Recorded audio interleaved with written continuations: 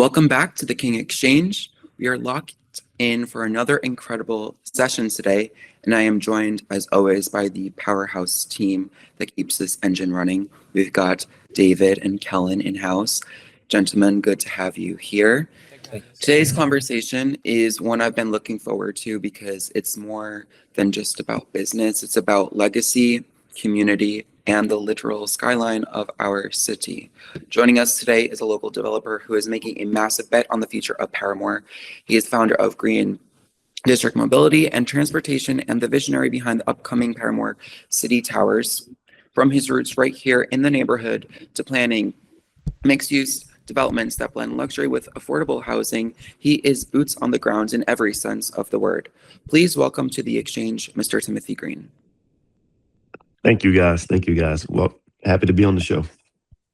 Happy to have you on the show. So Tim, if we could start off about your background, your upbringing in Parramore, is that where you grew up? And then how your personal history has shaped the way you approach development compared to an outside investor. Yeah, absolutely. Born and raised between Paramore and Orange Center Boulevard. My grandparents and 100% of my family raised up in Paramore. When my mom, when she got in her 20s, she moved to a place called Orange Center Boulevard. That's where Lift Orlando has been doing a lot of their work by Camping World Stadium. But as a kid, I was back and forth between the two. And so that's essentially where I was born and raised. I went to Orange Center Elementary, Lee Middle School, and then Jones High School. And so it was really background as far as where I was raised at. And can you talk about how Paramore may have been different back when you were growing up versus now? Are there any differences that are striking? Are there similarities? What's been sort of like the change over the years? You know, in the era where I was a teenager and growing up, and I was very distressed. Lots of crime, very very poor housing stock, and just very distressed. Fast forward, you're now seeing a lot of new development. Our soccer stadium, our Amways, our Camping World Stadium. You are seeing infrastructure improvements and a better stock of housing that is now coming online. So that's a really huge difference, and a lot is being poured into Paramore from my standpoint. And why do you believe that a lot is being poured into Paramore? Is there a reason behind that? Is it just something that was due in due time that we should be focusing on this? Do you think there's any reason why Paramore is now a center of this development? I think a lot of it is timing. A lot of pieces have fell in place. Paramore is a part of our downtown. It is a part of our heartbeat. And lots of great people here in Paramore, lots of great history in Paramore.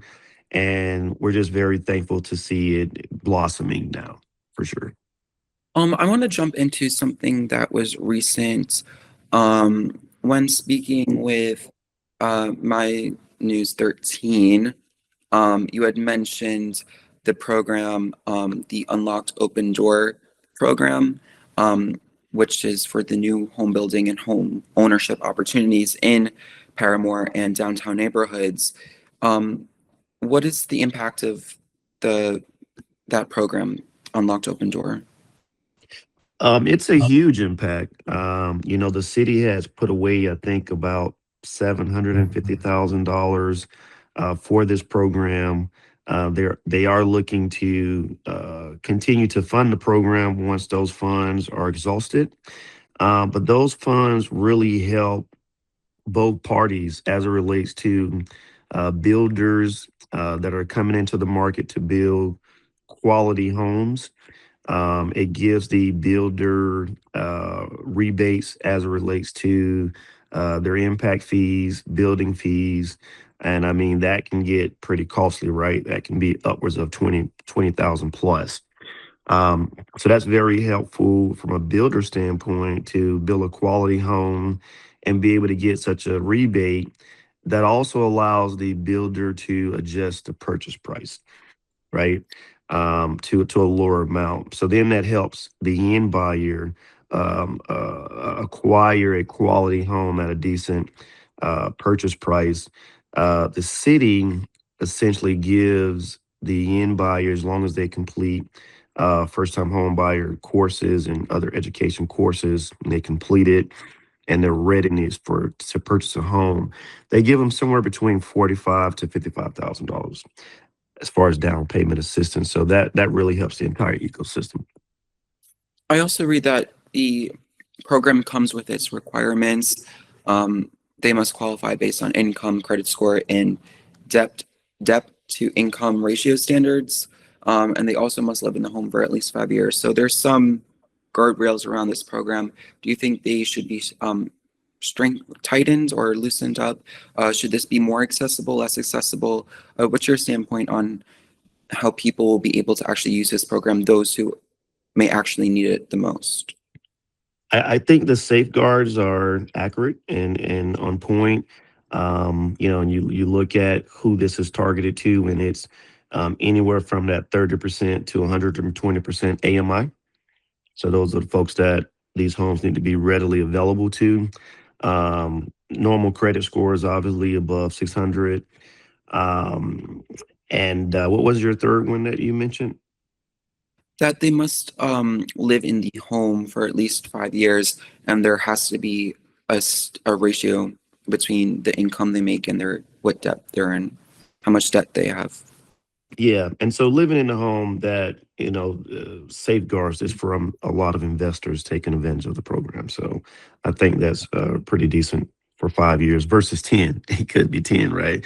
So 5 years should be for anyone that purchases a home should be pretty decent the time that they will live there. And the plan to convert the more than 300 vacant lots in Paramore and the surrounding downtown community into these privately owned single family houses. The idea sounds great on paper, and I think that it can have an impact. But do you believe that although it would provide a huge opportunity, do you think that it will actually come to fruition based on your experience working with the city and other developers? Do you think there will be pushback from others? No, I think it's all in timing, as we spoke about. It's happening now. The city has tons of vacant lots that I think they're strategically structuring this the right way, meaning they've facilitated the program. They've opened this program up to private lot owners, which is probably was the right thing to do. And then I think in the future here, you'll start to see how they're utilizing those same vacant lots that the city owns. So you'll start to see that. We're already seeing other builders starting to come into the market. We've been approached by D.R. Horton, I couldn't really believe it that D.R. Horton wants to build in Paramore.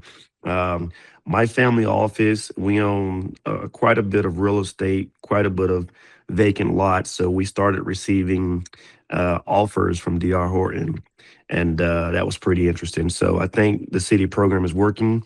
I think you'll start to see more construction. When you're seeing more construction, then you're also seeing more jobs. So you're seeing better infrastructure. So really, really excited about that. So I think it's all positive.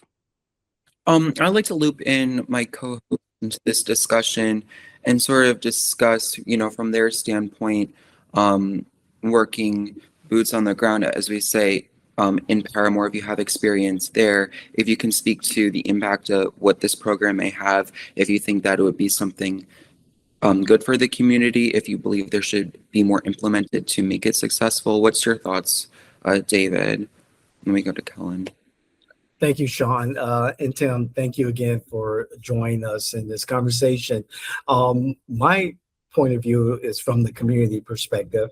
And so my question is going to be this: what is the community's response to this opportunity, this program that will allow more home ownership, thus bringing in more business, thus bringing in more prosperity for an area that has been generally neglected, at least in what I've seen in my history here in Orlando? Yeah. Tim, have you seen any community response? Have you been able to feel that? I've seen a very mixed response. I've seen some comments related to purchase price being too high. Um, but look, everyone's gonna have a comment or something to say. When you really look at this, a decent house anywhere really. Don't Let's just put Paramore to the side for a second. A decent quality home, you can't buy a decent house for 350, 375. I mean, that's just where the market is. So I think, the city setting a earmark, at 375, 380, along with the down payment assistance is right, right? I mean, that you're still buying a house at 340 or what have you, so based on the down payment, and you're getting a quality home on top of that. So I tend to stay away from certain comments that are not boots on the ground, Sure. because I'm actually, in my community, working, building, and I'm seeing the difference. I'm seeing, the individuals that are there in Paramore that are able to get a labor job on some of these houses. They're learning, right there on the job. We have Valencia and UCF in Creative Village that has an accelerator program, Mhm. to get them licensed and in their prospective fields. So I think it's a wonderful thing. I think you got to build it. I also think, you need, as well as a sufficient amount of obtainable homes, you also need market rate to really have a thriving community. Look. So you're going to see from Go Green Home side that we're going to be building not only obtainable houses, we're going to be building luxury homes as well in Paramore. You just can't, in my opinion, have the same thing we've always had, which is, let's make it affordable. Let's make it affordable. You can't make the entire thing affordable. We need a mixed income community. Everyone should be welcome. Everyone should be able to strive together, in my opinion. And I want to bring in Kellen, but first, I want to ask you, Tim, you mentioned mixed income. Why is that important? Why is that vital? Why can't it just be lower income or higher income? Why do you believe it's best to have a mix between luxury and more affordable housing in an area? Well, when you look at Paramore and you look at the history of Paramore, I mean, once upon a time, you had lawyers, doctors, developers. I mean, you had an entire community, right? Living in Paramore. Well, we got to get back to that. I mean, it's still our community, right? So, you know, it is not, in my opinion, is not just supposed to be a project or just some affordable, all affordable. And I think when you develop an ecosystem where you have both, it's a balanced community. You kind of get away from the crime, you get away from all the nonsense. When you only have one thing, you're trapped. And if you think about it, back in the day, when you were, as us as kids and we graduated, typically you would either buy a condo or you would buy a townhouse, but that's where you would start, but that's not where you would finish. So you always look to say, hey, one day you're going to buy a single family home. The growth continued, and we need that. So, we need a mixed income to balance everything out, keep everybody dreaming, and keep everybody connected, for a very diversified community. And Kellen, I know if Kevin were here with us today, he would also join in this point. Um, especially amongst, and I'm sure Tim can answer this after you share your thoughts, but especially amongst, I would say Gen Z, the rates of home ownership and even into millennials have significantly declined. Many are struggling with the cost of housing, regardless of income. It's just something that is not attainable anymore. And even if it's in their head, they see it as it's not attainable. I can't even afford rent. I can't afford groceries. I can't even afford my phone bill. Relying on their parents, or their parents can't support them. And so to share your thoughts on for our generation as Gen Z, and I guess the hope of the American dream has significantly been reduced due to the cost of housing and the crisis we currently are in with that. Or if you were to call it a crisis, but it may be something that's manufactured in a lot of people's heads, regardless, it's still present. And so when hearing like a project like this, is that something that we can move towards in the future? But would it even be affordable for Gen Z? Is it something that, as Tim said, it's something that's attainable when you have a mixed development between the more affordable and luxury, that we can attain to that? What's your sort of thoughts for a younger generation to come into a community like Paramore or any community across the country? Yeah, well, that's a big question, so thank you for asking. A lot of it will kind of, I think, because we always can guess, right, how all these things are going to turn out, and how it turns out in practice will sometimes be similar, sometimes be different. But a lot of the benefit of pitching up a wide variety of homes in a downtown area, especially like a mixed development thing, is that people can use the businesses and services available in downtown more frequently, right? The idea is, your restaurants will get more guests, at financial services downtown, people will choose them, that kind of thing, right? There's more reach that the downtown businesses can have, because a lot of those businesses, they do well with tourists, but struggle a little bit with residents, because most residents live quite distant from it. Now, for the more affordable housing, right, those by and large would be a lot of the workers that would be in places like those downtown businesses, like the mid to lower end ones. In theory, right, a development like this could spur those businesses, which would then bring in more money for those people, which would make some of that lower end housing more attainable for more people.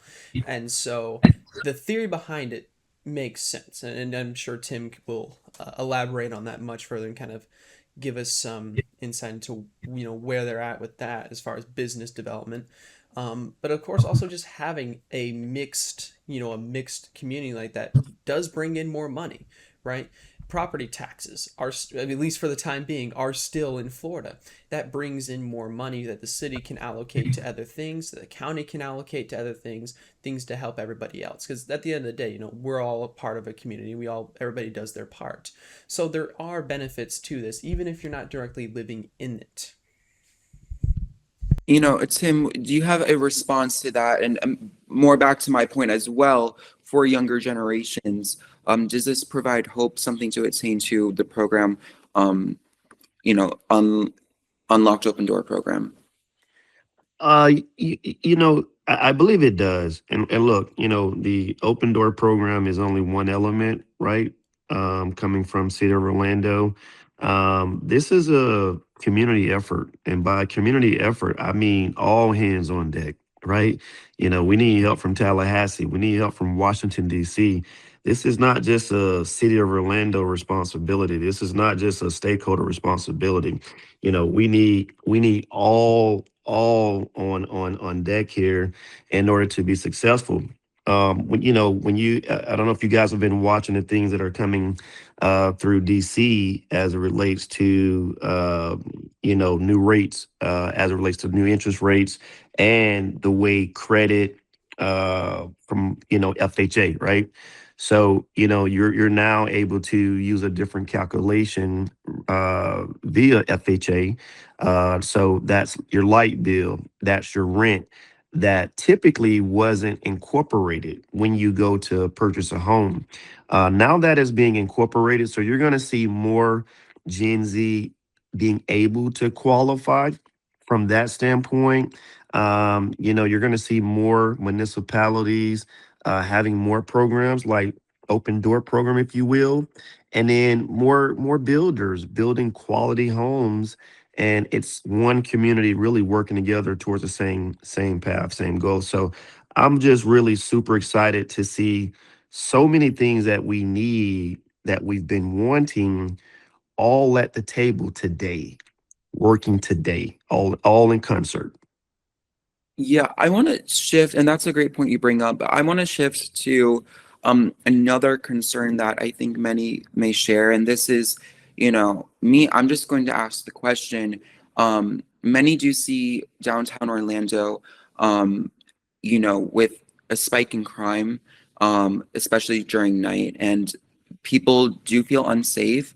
I know that while during the day, the central business district is bustling and a safe place to be, property crimes make up the bulk of incidences across Orlando, as well as, a higher concentration of late night violence, assaults, and legal gun activity, the Avenue corridor. So there, and then just watching videos around the businesses, I just speaking with anecdotal,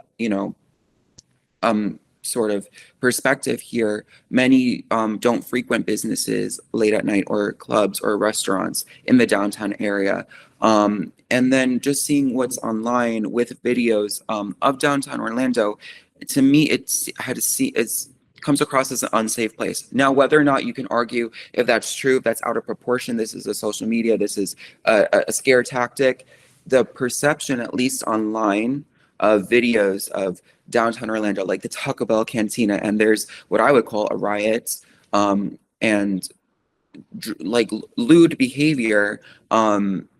People view that as this is an unsafe place to be. This is not a safe place to be to raise children. So, what would your argument be against that? And do you even believe that there is a threat or concern for safety in the downtown Orlando area? I don't necessarily believe that there's a threat.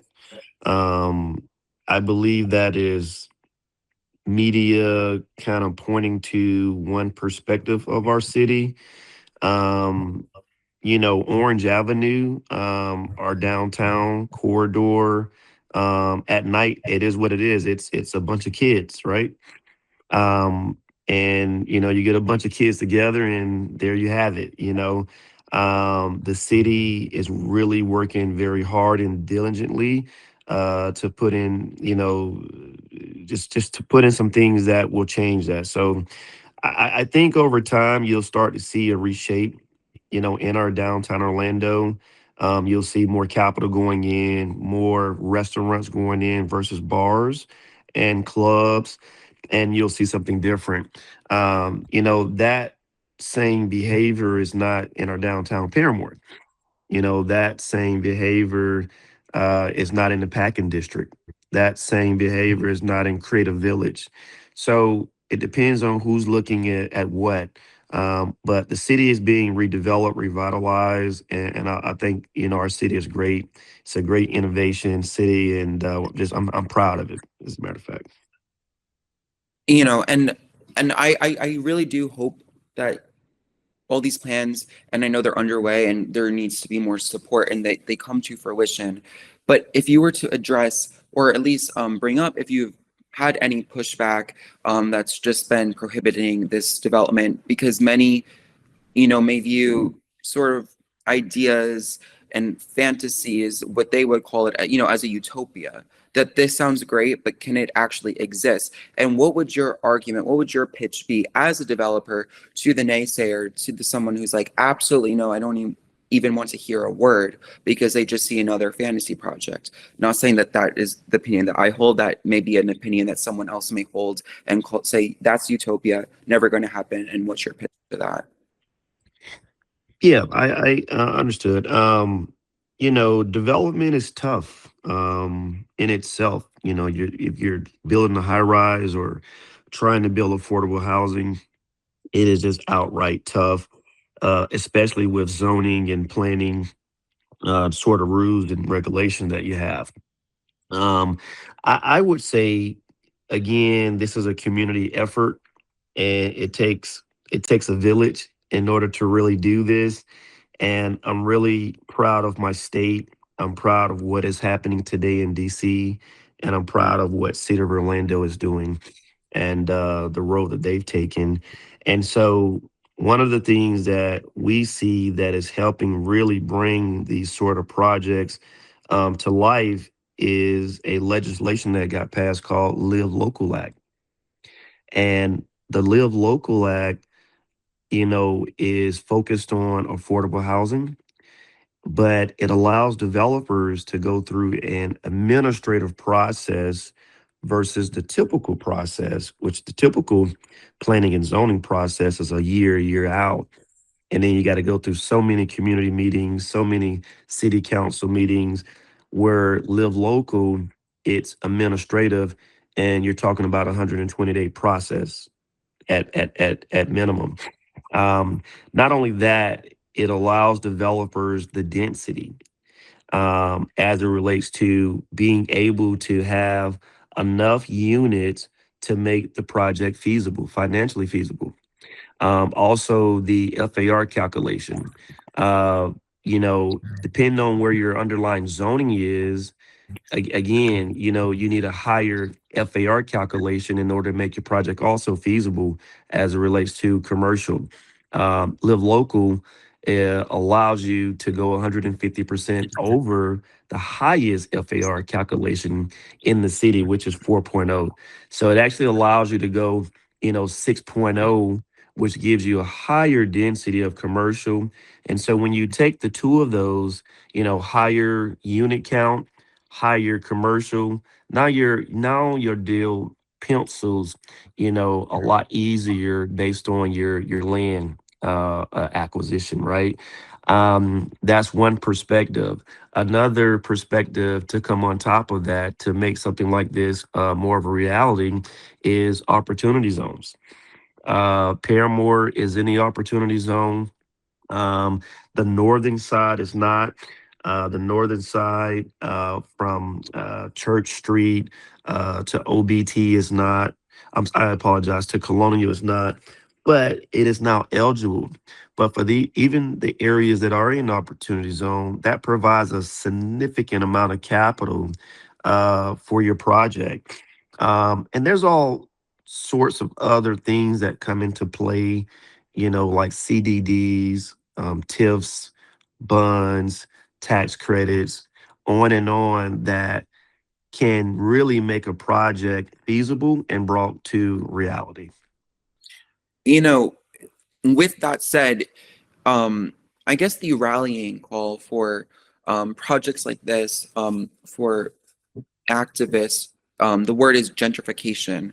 Does that word apply in a situation like this? I think a lot of people may not understand the word gentrification. I wouldn't call this gentrification, and especially with the vacant lots and putting so much into a community. But others may feel, that it leans into something, like that. And gentrification can have a double-edged, is a double-edged sword, some will view. So what is that something that people have called this that you've come across? I'm sorry, repeat that again. I'm sorry, say that again, sir. Have anybody claimed, this project as gentrification? Is that a word that comes up in meetings, or a concern that some may call this, that's gentrification? Yeah, when you say this project, I'm not sure what you're referring Oh, to. regarding like Paramore and just the unlocked open door program, dealing specifically with that neighborhood. Yeah, I think as it relates to residential development, I think infill lots. I think as it relates to any sort of towers that is coming about. Again, if the individuals that are making the opinions and comments are not boots on the ground or really understanding what these projects are doing for the community, then they're just going to see another shining building. They're just gonna go back to, what they think a tall building does to a community, right? Oh, there's a tall building. No one can afford it without them investigating what it is, right? So I think you're gonna always hear a lot of that, these opinions, and from our side as a developer and someone in the community, we're gonna do our best to articulate what our project means for everyone. So yeah. I do have just a few more questions, and then to get David and Kellen's thoughts. I just wanted to know, and I know you mentioned the towers, so this would be the Paramore City Towers, is that correct? And if you can give me any update or status on, that project, or if you what's can you walk us through that? The city towers. Wait, I'm sorry. Was that pointed to me? Can you repeat that, Oh sir? I'm yeah, sorry. sorry. I just meant that I had just a few more questions. Regarding you were mentioning like the towers, like Mhm. the Paramore City Towers project. Could you just give us like an update, the status on that project, and a walkthrough of what that ordeal has been like? Yeah, no worries. So the actual name is Green District Smart City, Okay. and we're probably about 30 days from making a public announcement, meaning bringing the project to the public via our filing with the city. So that's something that you guys will see. I'm sure that will come in the news here soon. Our project, we've really thought of everything possible. Uh, we're bringing in a grocery store, right? We think that is really needed. For quite some time, Paramore has been a food desert, as you know. So we're highly focused on that. Um, we believe this could be a place for all, and in order to do that, it doesn't matter where you are in life, where your income is at in life.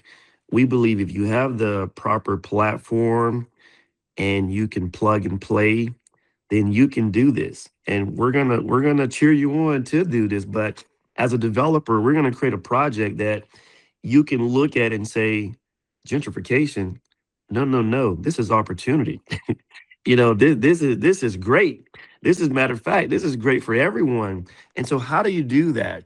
And so we are focused on creating housing for all. But very specific housing for all. And so what does that mean in a luxury development setting like Green District Smart City? It means that, you know, we're taking our garages, which is typically a 9-story podium, which typically has a high rise above that's sitting on that podium. And we're creating what we're calling the wraps. And the wraps are housing that have these beautiful balconies looking over the city, wrapped around the garages. But these units are very specific and restricted to a specific AMI client. We want to focus on that 30% all the way to 60%. Um, in that focus, we're probably going to bring somewhere around 600 units to the market via these garage wraps. But this is not a place to live forever. So that's something because, historically, when you look at majority affordable or obtainable housing, people live there forever and they get government assistance forever. Nothing changes, or for a large percentage, right? So we're looking at to structure our routes more so as transitional housing. And that's Um, interesting. Oh, not to cut you off, sorry. Yeah, more so as transitional housing with a 2-year cap. Okay. And the purpose of it is so that if the person was homeless, it doesn't matter where they're coming from, they can get the help needed, come into these wraps, and then have a plan to move forward. So everyone has to have a plan in order to stay in the program. But I'll pause for you. I know you had a question. No, I was just saying that was interesting.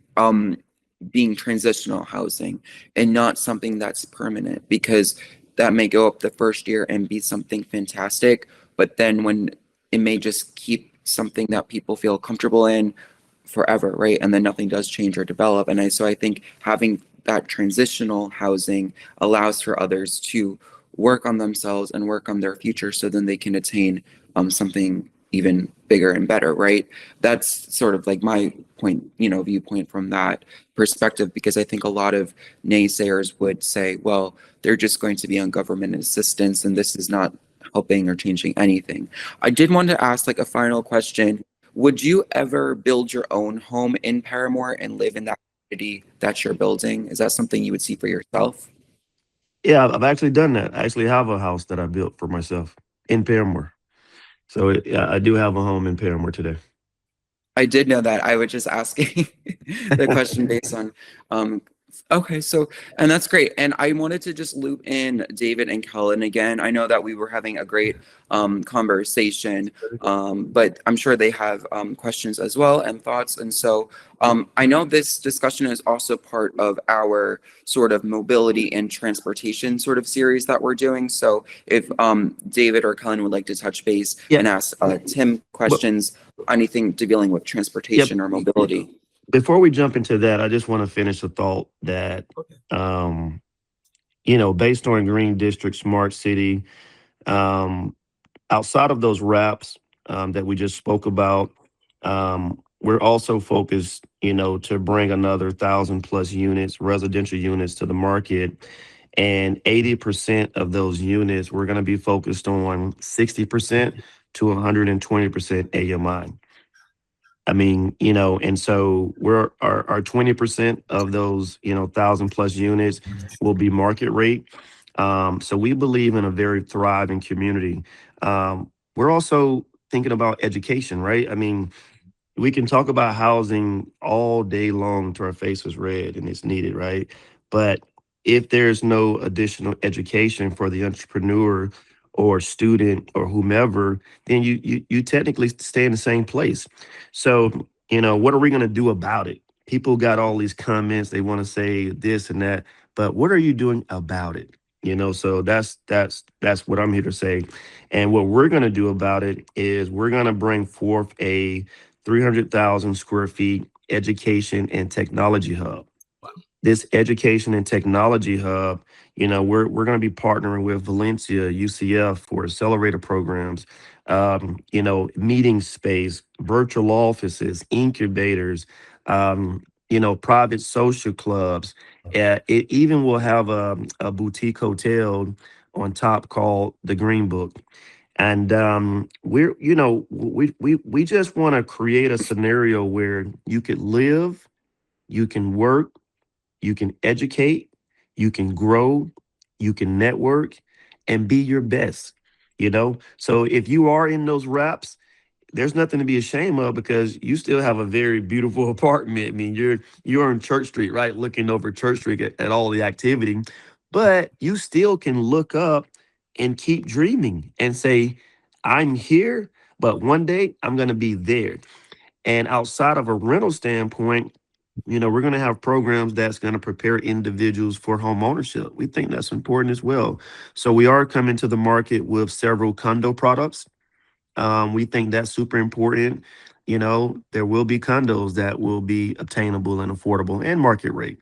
And so individuals will have a choice, from a residential standpoint, infill standpoint, to a condo from a ownership. We are developing a world-class entertainment complex, with a museum, immersive museum, a performing arts and concert venue, bowling alleys, restaurants, you name it, things that will bring a community together. But not only that, will make it also safe with our smart city. And I guess we can go into infrastructure and mobility. I did want to have one question, and I don't know if this is a silly question, but just short, do you have an expected date or time frame when this would be accomplished, if this were to all come to fruition, including the entertainment complex? Like, is this something that we can expect in the next 10 years, Sort, do you have an answer on that? Yeah, our goal with Green District Smart City is to start breaking ground Q3, Q4 2027. Obviously, a development like this takes, 3 years or better, 36 months. We will have a phasing plan. So I think in the next 10 years, you're going to see Orlando be completely different. And not only what we're doing, but also what Lift Orlando is doing, also what Camping World is doing, also what Creative Village is doing. Creative Village is expanding. Also, Orlando City Soccer, you haven't heard anything from them, but you will. As it relates to the soccer stadium, they have a lot of adjacent land adjacent to them, as well as the Magic. So you have the Magic, you have the Housing Authority also coming online with four towers. So I think in the next 10 years, this is going to be a different city for sure. Awesome. Thank you for answering.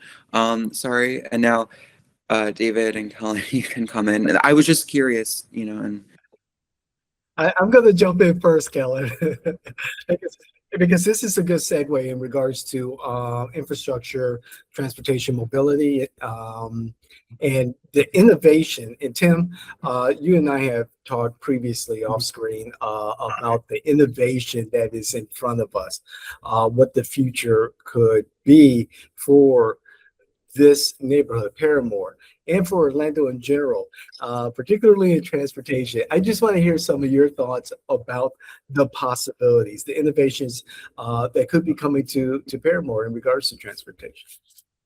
Yep, absolutely. Green District Mobility and Infrastructure, our goal is to make Paramore a connected smart city gateway, right? Not just a development, right? We want to connect people from MCO, Orlando Executive Airport, downtown, Tampa, St. Pete, Miami, West Palm, through advanced air mobility, right? Also, autonomous shuttles, smart garages, smart poles, smart bus stops, dark fiber, and more, and safe technology. We see Paramore as being that ecosystem. We want to be the first, vertiport and landing pads in Paramore, downtown Orlando, from a people connector, people mover. So we're really excited about the innovation that is to come with those things. Tim, one more thing. It's more of a statement. Thank you for the Green Book reference, not only because of your name, but also the historical value of that particular statement, the Green Book. And if anyone doesn't know, to our viewers and listeners, if you don't know about the Green Book here in the South, please check it out. It's a great piece of history. And Tim, thank you for it. It's the boutique hotel that would be named the Green Book, correct? Yeah, so we are coming online with four hotels. One being a tribute Marriott hotel, one being on top of that Marriott tribute hotel, Marriott Bunville Apartments, which we never seen downtown yet. So I'm really excited about that. We're also doing a dual brand Marriott Courtyard and Residence Inn from an extended stay standpoint. And then, yes, lastly, the Green Book Hotel, which will be a boutique hotel. Several years ago, God bless the dead, Senator Thompson over at the Wells Built Museum, I was having a conversation with her and I said, man, wouldn't it be cool to have a hotel, like a large hotel called the Wells Built? And she says, no, no, no, no, no, Tim. She says, but let me walk you over here. Let me educate you on the Green Book. By the way, it's your last name, but check this out. She handed me the Green Book and I read all about it. And she said, you know what? Call it the Green Book Hotel. And I would never forget that. And I hope that I'm successful in bringing that hotel to fruition for sure We hope for so our too, community. Tim. That's awesome. That's a great story. That is awesome. Yeah, I and just want to Kellen. say, Tim, thank you for coming in and telling us. When I first heard about this project a little while back, because David introduced me to it, I was thinking, this is what we have actually been needing in this city. Because most of the solutions that we see coming in for housing, business, transportation, mobility, it's very lazy, and it is just to build out, basically just like ignore the downtown, build out. But what is going on here, I think, is exceptionally much more smart than what most other developers have been pushing for. And that is, look, you're looking to integrate everything together, right? Businesses are integrated with homes. There's a wide variety of homes in. Like a lot of these like newer developments, you go out there and it's nothing but street after street of very, very large houses. About half of, well, no, not about half, more like a quarter of which will then be bisected, and then they're renting out half of their house because their house is too big. Um, I like this because it also uses our resources better, right?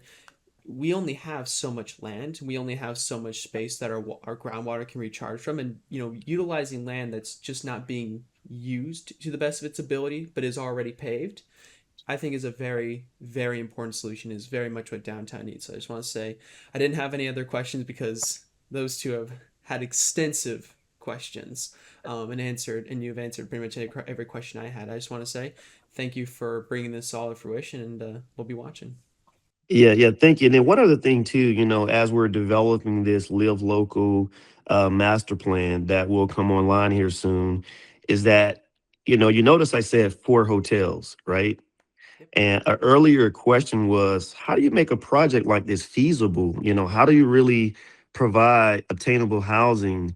Well, hotels is a big engine, and hotels is a big income engine that helps offset our costs in many ways and really helps this thing pencil. So that's another creative solution we came up with, and we're really excited that Marriott is supporting us in our future developments as well.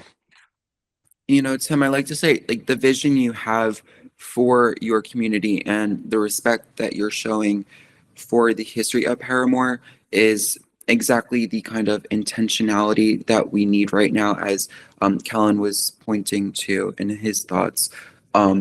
It's well thought out, and how do we integrate everybody together?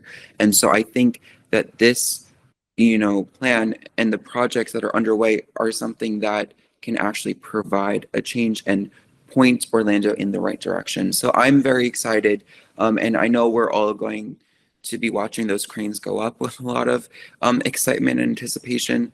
And so I want to thank you again, Tim, for joining us on this episode of the King Exchange. It was a pleasure speaking with you and learning more about everything that you guys have been planning and have been working on. And I know that we all here are excited, and so many more will be thrilled to hear when you announce it to the public. And so if you have any other final thoughts, you can please share now. Yeah, I just want to thank you guys as well for having us, and very excited. The other thing I would say as it relates to, mobility and infrastructure, we're boots on the ground. So, what you're going to see come from us is we are working on a vertiport. That vertiport will be in Paramore. It will have 1 landing pad, 6 bays, 6 charging bays. Interesting enough, we are working on purchasing our own eVTOLs. So we're working on a deal right now. We're looking to purchase 12 aircrafts ourselves. So, and you'll be able to see the design. We are in talks with all of the major airports, as I just stated, to be able to move people around. We are also in the process of purchasing autonomous vehicles, right? So while we are designing our garages, which right now we have 2 garages that we're designing as smart hubs, right? Smart mobility hubs. We're thinking of it all. How do you make it intelligent? How do you move people in and out? And how do you just be innovative? Outside of our, garages and people movers, we're also thinking about retail. We just don't want to be, normal retail. We want to be very innovative. So we're thinking about VR rooms. What can you do with your colleagues? What can you do from education standpoint? Not just another bar downtown where kids are hanging out. How can you really come and have some fun? We're looking at indoor shooting theme parks. They have a shooting park called Decision Tactical, I think, over in Altamont. So we're in talks with them to kind of model one downtown to where either you're having fun or either you're being trained, whether you're law enforcement or not. We see that as a good community aspect. So we've thought as much as possible in order to create jobs via every sector, hospitality, and just really allow people to grow and to be with each other and have a community help each other. So we're real excited in its entirety. Awesome. And thank you so much again. Before we hop off, I want to give a massive shout out to our community. If you're looking to surround yourself with the movers, shakers, and visionaries who are actually doing the work, not just talking about it, you need to be part of the T8020 token community. It's where the strategy meets the execution. David and Kellen, thanks for holding it down. And Tim, thank you again so much for joining us on the King Exchange. We'd love to have you back in the future to share any updates, and we wish you all the best. I think this is something that the community definitely needs, and I hope comes to fruition for the betterment of everybody. So again, thank you, and we'll see you all in the next one. Thank you, guys. Tim. Thank you. Thank you, Sean.